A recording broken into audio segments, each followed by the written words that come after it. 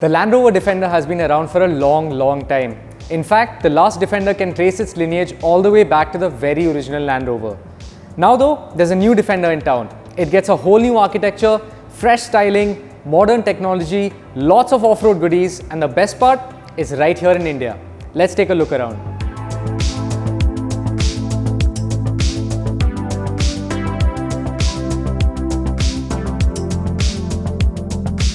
So let's talk about styling for this new Defender. It gets these square housings for the headlamps, which have these circle LED elements on the inside. There are these vertical slats, the silver skid plate, the bold Defender lettering up front, and the metal finish on the bonnet. It looks very cool, very modern. You can see the elements that have been inspired from the original Defender. Down the side, you can see Land Rover has brought this as a 5-door variant, which is called the 110. There will also be a 90 coming soon, which is the 3-door variant, but that hasn't arrived in India yet. It gets these 20-inch rims on the first edition model that this is. They fill out the arches fairly nicely, although right now it is in its highest off-road setting on the air suspension, so it is looking a bit smaller. You can also see the fairly boxy proportions of the Defender from this angle. It is more like a conventional SUV, less of that whole coupe SUV trend that's going around right now. It has these short overhangs that should help approach and departure angles, and it looks very cool. It looks very modern, yet instantly recognizable as a reincarnation of an original. Down the rear, you can see these squircle-shaped tail lamps, which look fairly quirky. But again, they do hark back to the original Defender, where there were two smaller lighting elements flanking the tail lights.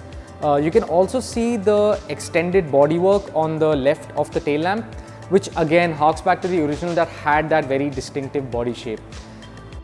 At the rear here, with the jump seats folded down, you get a lot of space and a lot of utilities. So you get this hook to hang items. You can adjust the air suspension from here if you're picking up heavy items.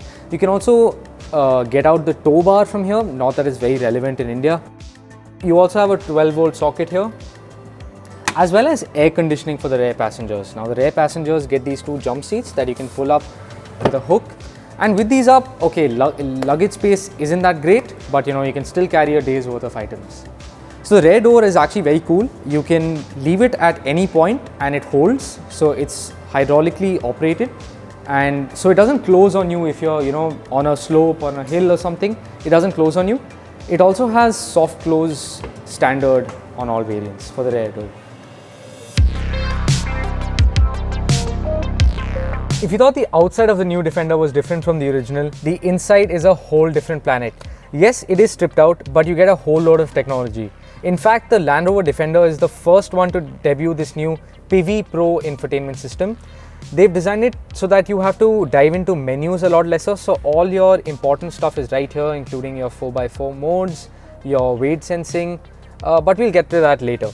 You also get these very rubberized materials all around, utilitarian stuff that is easy to wash. Now this is not a full washable interior like some other cars, but everything is built to last. Everything you touch is rubberized, it's tactile, it feels durable as soon as you get into it.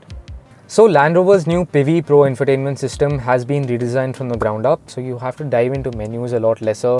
All of the important stuff that you would need in day-to-day driving is all here, including the Terrain Response 2 system. Now this has a bunch of modes that you can use when you're off-roading. You have grass, gravel, snow, you have mud ruts, you have sand, you have rock crawl, and you have a special mode for water wading. Now when you are wading in water, there's a very cool display which you can see. So this new weight sensing mode shows you how deep you've actually gone into the water. Obviously we're in a showroom right now, there's no water here thankfully. But when you do go into water, this water level will rise and show you how close to that 900 mm wading depth you're getting to. So this Defender also gets these cool 360-degree cameras where you can, swipe around the car, you can see what's ahead of you, you can see what's behind you, you can see what's around you. You also get these cool side view cameras, rear view cameras. You can see your car from different angles from the exterior. You'd also get these off-road cameras, so you can place your car when you're going on a trail, for example, and it's super cool. So you can also see down the side if you're, going to curb a wheel or if it's a narrow trail, you can see how it's going. This towing thing is less relevant for India because we don't really have caravans here, but if you do, you can see your caravan from the back, you can see the towing hook. It's a very neat system. So if you're wondering why the gear shift and all these controls are placed so high up, it's because this area can be customized depending on what you're going to use this car for. So you can have one of three configurations. One is a jump seat, which means you can have 3 people sitting up here. You can also have this area empty, which will make it easier to access the second row from the front seat. Or you can have this configuration where you have some storage space, an armrest, and more storage here.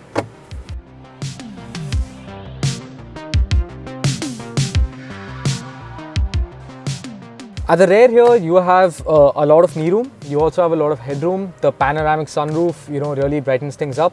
There's also this cool Alpine skylight, which has been borrowed from the original Defender. It looks very cool.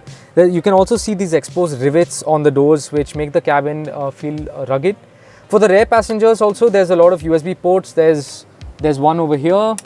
There's actually 2 over here, as well as 2 12-volt sockets on either side. So, charging is completely sorted. The rear passengers also get their own climate zone. And, if you're a rear passenger in the Defender, you'll be very happy.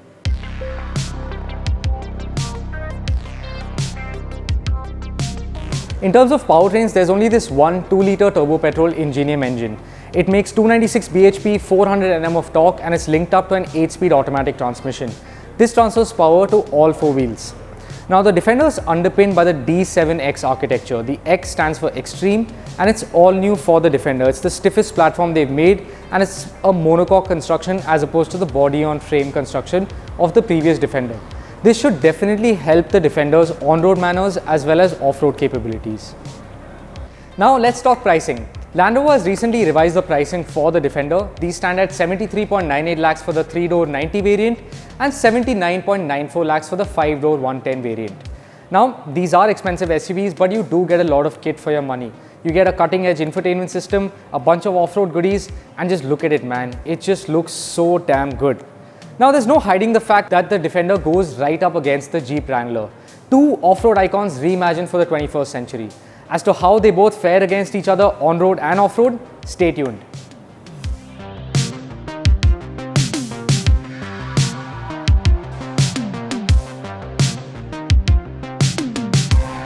Subscribe to the Evo India channel and hit the bell icon to keep pace with the thrill of driving.